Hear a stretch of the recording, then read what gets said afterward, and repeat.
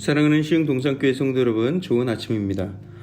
하나님께서 새날 주시고 또 이 날을 행복하게 살아갈 수 있도록 힘과 능력을 함께 베풀어 주시니 우리가 기쁨으로 이 날을 행복하게 살아가길 축복합니다. 오늘 2021년 5월 18일 화요일 시동을 위한 메시지 지금 시작합니다.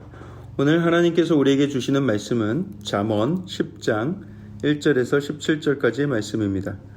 잠언 10장 1절에서 17절까지의 말씀. 오늘 1절은 솔로몬의 잠언이라 하면서 솔로몬의 이름을 먼저 밝히고 있습니다. 솔로몬은 평생에 걸쳐서 많은 잠언의 선집들을 집필을 했습니다. 아마도 그의 발걸음이 머무는 곳곳마다 어떻게 하면 주의 백성들에게 하나님의 지혜를 전달할지에 대해서 고민한 흔적이 엿보입니다. 물론 그도 끝까지 지혜로운 삶을 살지는 못했지만 그럼에도 불구하고 그가 기록한 이 모든 잠언의 기록들은 하나님께서 주신 지혜인 줄 믿습니다. 솔로몬의 잠언의 가장 큰 특징이라고 한다면 반의적인 평행법을 이용한다는 것입니다. 반의적인 평행법. 이것은 설명하기보다는 하나 예를 들어보면 좋겠죠. 1절에 지혜로운 아들은 아비를 기쁘게 하거니와 미련한 아들은 어미의 근심이니라. 이렇게 대조가 되는 개념을 연달아 설명을 함으로써 앞에서 강조하는 바와 뒤에서 강조하는 바를 더 효과적으로 논증하게 되는 것이죠. 이해도 더 쉽고요. 오늘 본문 10장은 세 가지 강조점으로 볼 수가 있습니다. 하나는 지혜와 재물에 관한 것이고요. 또 하나는 지혜와 말에 대한 것이고 또 마지막으로 지혜와 훈계에 대한 것입니다. 먼저 지혜와 재물에 대해서 한번 살펴볼까요? 2절과 3절을 보시면 불의의 재물은 무익하여도 공의는 죽음에서 건지느니라. 여호와께서 의인의 영혼은 줄이지 않게 하시나 악인의 소욕은 물리치시느니라 말씀하고 있습니다. 이 말씀은 악인들이 아무리 많은 재물을 쌓은다 하더라도 그것은 하나님 앞에서 악한 것이기 때문에 별 의미가 없다라는 거예요. 그리고 정의로운 사람을 하나님께서는 끝까지 지키시고 그가 줄이는 일이 없도록 하나님께서 인도하신다라는 거예요. 오늘 본문의 내용들을 쭉 살펴보면 악인들이 더 많은 재물을 얻게 되는 것을 볼 수가 있습니다. 하나님께서 의인들에게 또 공의로운 자들에게 베푸시는 복은 그냥 줄이지 않게 하시고 기껏해야 평타치는 수준으로 축복을 주시는 것을 우리가 볼 수가 있습니다. 하지만 당장의 악인들이 그 의인들보다 많은 돈을 벌고 부를 쌓는 것 같아도 하나님께서 말씀하시는 거예요. 악인의 소욕을 물리치실 것이다 라고 말이죠. 그렇기 때문에 우리가 공의를 버려서 가면서까지 부를 탐할 이유가 없다는 것입니다. 악인의 형통을 부러워할 이유가 없다라는 것이죠. 또 4절은 말씀합니다. 손을 게으르게 놀리는 자는 가난하게 되고 손이 부지런한 자는 부하게 되느니라.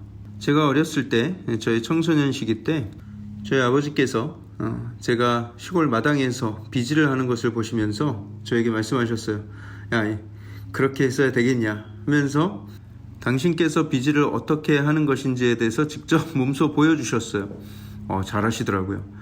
그러면서 하시는 말씀이 나는 누군가 이 빗자루를 들고 마당을 쓰는 그 자세, 그 각도만 봐도 나는 그 사람이 일을 할 줄 아는 사람인지 모르는 사람인지 그리고 일을 하고 싶어 하는지 안 하고 싶어 하는지 다 알 수 있다라고 말씀을 하셨어요. 그때는 사실 그게 어떤 의미인지 잘 몰랐습니다. 하지만 제가 나이가 들어서 이렇게 보니까 진짜 그게 다 보이더라고요. 정말 할 열정이 있는지 없는지 일을 할 줄 아는 사람인지 모르는 사람인지 이게 다 보이는 거예요. 자세가 모든 것을 다 설명해 줍니다. 심지어 그 사람이 지혜로운 사람인지 아닌지도 자세가 다 설명을 해 줍니다. 일에 대한 좋은 자세, 성실한 자세를 가지고 책임감 있게 일하는 사람은 그 손이 수고한 대로 아름다운 열매를 맺을 줄 믿습니다. 자, 두 번째는 지혜와 말에 대한 이야기입니다. 자신과 타인을 향한 말의 영향이 어떠한지 6절 말씀 함께 보실까요?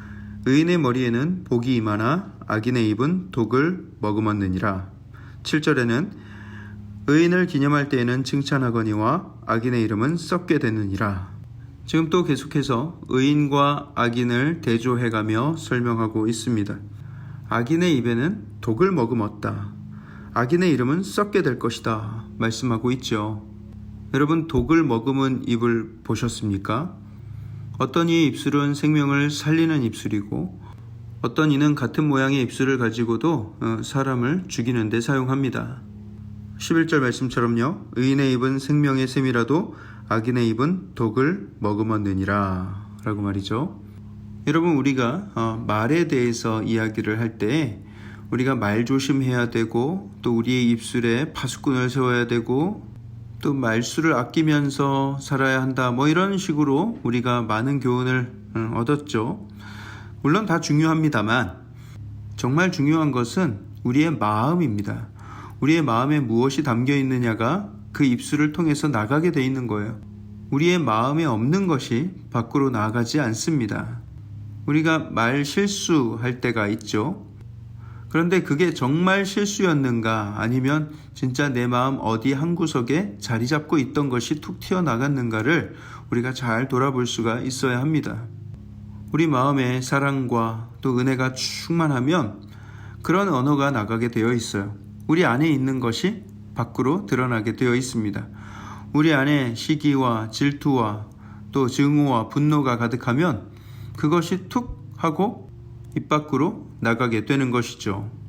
그래서 우리가 지켜야 할 것은 우리 입술이 아니라 우리의 마음인 줄 믿습니다. 8절을 보시면 마음이 지혜로운 자는 계명을 받거니와 입이 미련한 자는 멸망하리라. 결국 말을 조심해야 된다는 것을 이야기하는 것 같지만 사실 그 마음이 늘 하나님의 계명을 사랑하며 하나님의 말씀으로 충만해야 한다는 것을 말씀하고 있는 거예요. 또 10절에는 재밌는 내용이 있는데요. 눈짓하는 자는 근심을 끼치고 입이 미련한 자는 멸망하느니라 이야기하고 있습니다. 여기에서 눈짓하는 자는 서로 사인을 주고받는 것입니다. 서로 귓속말을 주고받고 말이죠. 우리나라 문화에서는 귓속말을 하는 것이 뭐 그렇게 못할 행동이다 이렇게 가르치진 않는 것 같아요. 하지만 제가 미국에 있을 때 많은 부모님들이 아이들한테 사람들 앞에서 귓속말로 하지 말아라 라고 가르치는 것을 굉장히 많이 봤습니다. 어떤 엄마는 아이가 엄마한테 귓속말을 하려고 할 때 단호하게 그렇게 얘기를 하시는 걸 봤어요. 너 지금 사람들 앞에서 다 얘기할 수 없는 거면은 귓속말로도 얘기하지 마 라고 굉장히 매섭고 단호하게 이야기를 하는 것을 보았습니다. 그런데 한국에 오니까 귓속말 하는 것에 대해서 그렇게 큰 문제의식을 갖고 있지 않더라고요. 심지어는 제가 그런 것도 봤어요. 3명이 있는 자리에서 2이 귓속말 하는 것도 봤어요. 그것은 그 앞에 있는 사람에 대한 모독입니다. 그것은 예의가 아니죠. 오늘 본문도 말씀하고 있습니다. 눈짓하는 자는 근심을 끼치고 입이 미련한 자는 멸망한다 이야기를 하고 있습니다. 뭔가 은밀한 대화를 한다는 것 자체가 떳떳하지 못한 것임을 이야기를 하고 있는 것이죠. 또 오늘 잠언은 마지막으로 지혜와 훈계를 받아들이는 자세에 대해서, 그 연관성에 대해서 이야기를 하고 있는데요. 17절을 보시면 훈계를 지키는 자는 생명의 길로 행하여도 징계를 버리는 자는 그릇 가느니라. 그리고 또 아까 잠깐 읽고 지나갔던 1절 말씀에 지혜로운 아들은 아비를 기쁘게 하거니와 미련한 아들은 어미의 근심이니라 이야기를 하고 있어요. 여러분, 우리 마음 가운데 하나님의 말씀을 그때그때 듣고 그것을 달게 받고 또 우리의 심령이 변화될 것을 사모하고 또 진짜로 그 능력의 말씀이 우리의 삶과 인격을 변화시켜 줄 것을 기대하는 마음이 있어야 합니다. 지혜로운 사람은 항상 내가 틀릴 수도 있다. 내가 가는 이 길이 잘못된 길일 수도 있다.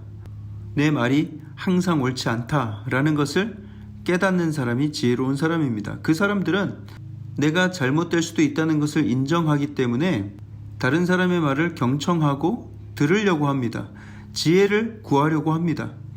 하지만 미련한 자는 어떻습니까? 어리석은 자들은 늘 자기가 옳은 줄 알아요. 자기가 가는 길이 옳은 길이고 자기 생각이 늘 맞다고 생각을 합니다. 그러니 또 다른 지혜가 필요 없고 지혜자의 말이 들릴 리가 없죠.